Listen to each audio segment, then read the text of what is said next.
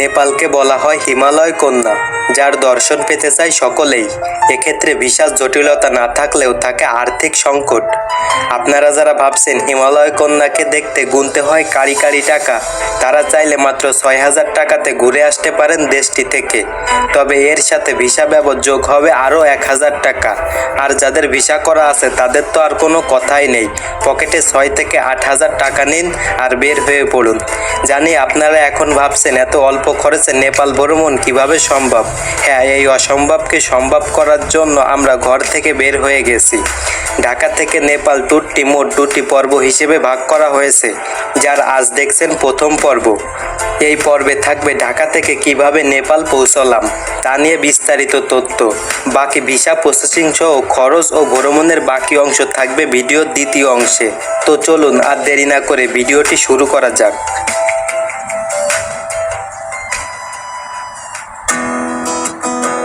আমাদের এবারের ভ্রমণটি শুরু হচ্ছে ঢাকার বৃহত্তম রেল স্টেশন কমলাপুর থেকে।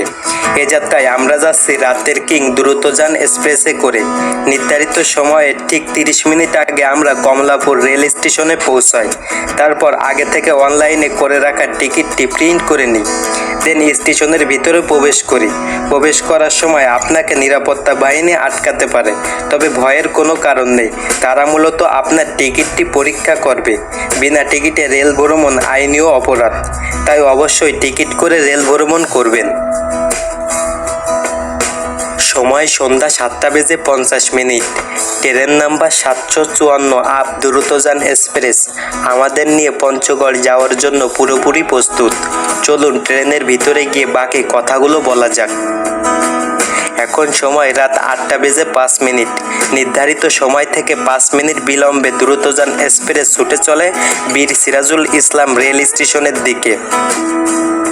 কমলাপুর থেকে 18 কিলোমিটার উত্তরে এয়ারপোর্ট রেল স্টেশনে এখন এই ট্রেন তার প্রথম যাত্রাবিরতি দেয়। যাত্রাবিরতি শেষ করে ট্রেন আবারও গন্তব্যের দিক ছুটে চলে। ঢাকা থেকে রেলপথে পঞ্চগড়ের দূরত্ব প্রায় 526 কিলোমিটার। আমাদের পঞ্চগড় পৌঁছাতে সময় লাগবে আনুমানিক 11 ঘন্টার মতো। যেহেতু প্রায় 2 দিনের সফর করতে হবে, তাই শুধু শুধু না জেগে ঘুমিয়ে পড়লাম আমরা সকলে। আপনাদের সাথে কথা হচ্ছে সুন্দর একটি সকালে।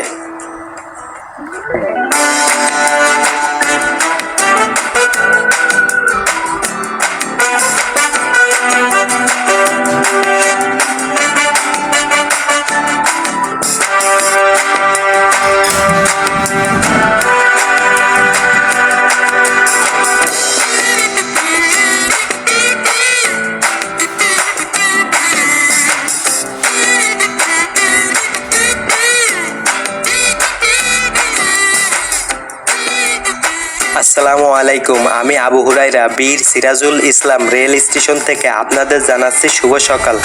আপনারা জানেন গত রাতে আমরা ঢাকা থেকে পঞ্চগড়ের উদ্দেশ্যে রওনা হই এবং আমরা এখন পঞ্চগড় রয়েছি। রাতে সুন্দর একটি ঘুম হয়েছে, তো আমরা এখন স্টেশন থেকে বের হয়ে যাব। স্টেশন থেকে বের হয়ে আমরা একটি অটো নিয়ে রওনা হই পঞ্চগড় জেলা বাস টার্মিনালের দিকে। প্রায় 10 মিনিট পর আমরা পৌঁছে যাই পঞ্চগড় জেলা বাস টার্মিনাল। এখানে একটি হোটেল থেকে সেরে নিই সকালের নাস্তা, জনপ্রতি 40 টাকা করে। সকালের নাস্তার পর্ব শেষ করে টার্মিনাল থেকে লোকাল বাসে করে রওনা হই বাংলাবান্ধার উদ্দেশ্যে। যাত্রাপথ 55 কিলোমিটার। পৌঁছাতে সময় লাগবে 1 ঘন্টা 30 মিনিটের মতো। দূরত্ব বিবেচনায় বাস ভাড়া পড়েছে জনপ্রতি 120 টাকা করে।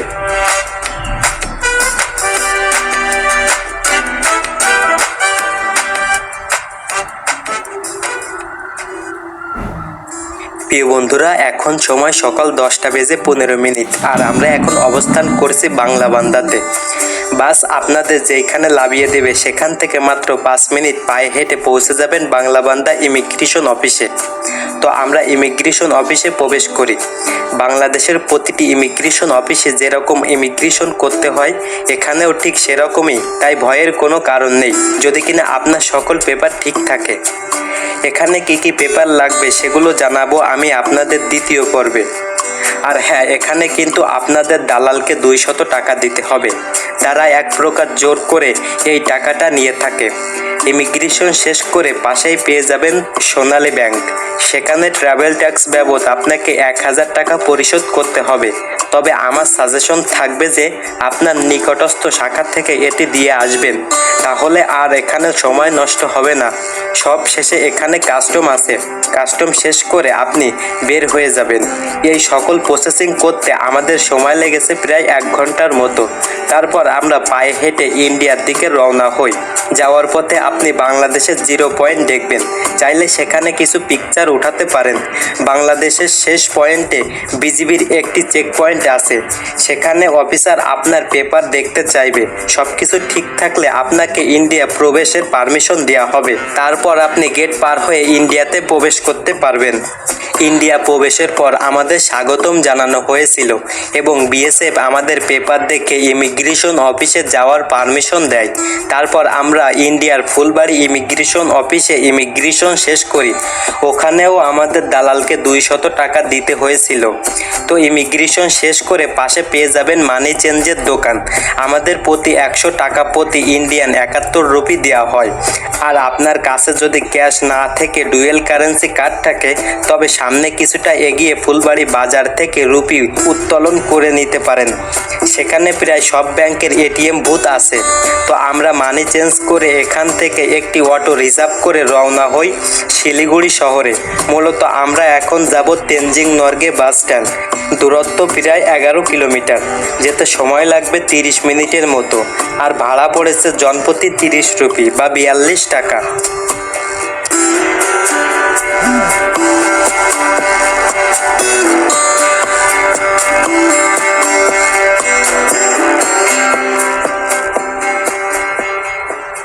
প্রিয় বন্ধুরা, আমরা এখন অবস্থান করেছি শিলিগুড়ির অন্যতম ব্যস্ত বাস টার্মিনাল তেনজিং নরগেতে। এখন সময় দুপুর 1:50। আমরা দুপুরের খাবার খাওয়ার জন্য টার্মিনালের পাশের একটি হোটেলে যাই। 120 রুপি করে ভরপেট খাবার সেরে নিই। রান্নাটি ছিল মন জয় করার মতো। খাবারের পর্ব শেষ করে আমরা আমাদের টিকিটগুলো হাতে নিয়ে নিই। আপনাদের তো বলা হয়নি কিসের টিকিট। শিলিগুড়ি থেকে সরাসরি নেপালের বাস পাওয়া যায়, তার টিকিট। তো আমরা শিলিগুড়ি থেকে যে বাসটিতে করে নেপাল যাব, এটি ভারতের একটি লাক্সারি ও জনপ্রিয় বাস ভলভো 9600। যারা বাস সম্পর্কে কিছু ধারণা রাখেন তারা বুঝতে পারবেন। বিকাল 3:30 শিডিউল অনুযায়ী আমাদের বাসটি তেনজিং নরগে বাস স্ট্যান্ড ত্যাগ করে। শিলিগুড়ি থেকে নেপালের রাজধানী শহর কাঠমান্ডুর দূরত্ব প্রায় 445 কিলোমিটার। তবে আমাদের প্রায় 520 কিলোমিটার রাস্তা ঘুরে যেতে হবে। আর এই রাস্তাটুকু পার করতে সময় লাগবে আনুমানিক 17 ঘন্টার মতো। ইতিমধ্যে আপনারা তো দেখে ফেলেছেন আমরা গ্রিন লাইন কোম্পানির একটি বাসে করে কাঠমান্ডু যাচ্ছি। হ্যাঁ, গ্রিন লাইন কোম্পানির একটি বিলাসবহুল বাসে করে আমরা নেপাল যাচ্ছি। আর এই বাসের টিকিটের মূল্য পড়েছে 1700 ইন্ডিয়ান রুপি, যেটিকে বাংলা টাকায় কনভার্ট করলে দাঁড়ায় 2350 টাকার মতো। আর এই বাসের টিকিট কিভাবে কাটবেন সেটি জানতে পারবেন দ্বিতীয় পর্বে। আপনারা চাইলে নর্মাল বাসের মাধ্যমেও নেপাল যেতে পারেন। সেক্ষেত্রে ভাড়া পড়বে 13 থেকে 1400 রুপি। তবে সময় কিছুটা বেশি লাগবে, 20 থেকে 22 ঘন্টার মতো। আসুন কাকারবাটা বর্ডার পর্যন্ত রাস্তার দুই পাশের চায়ের সৌন্দর্য উপভোগ করি।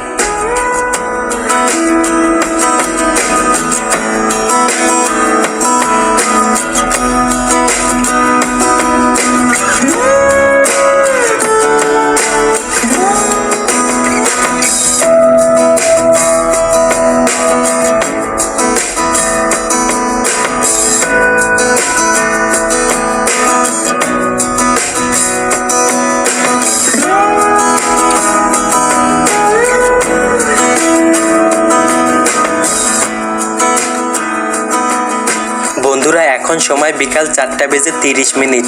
মাত্র 1 ঘন্টায় আমরা শিলিগুড়ি থেকে কাকরভিটা বর্ডারে পৌঁছে গেলাম।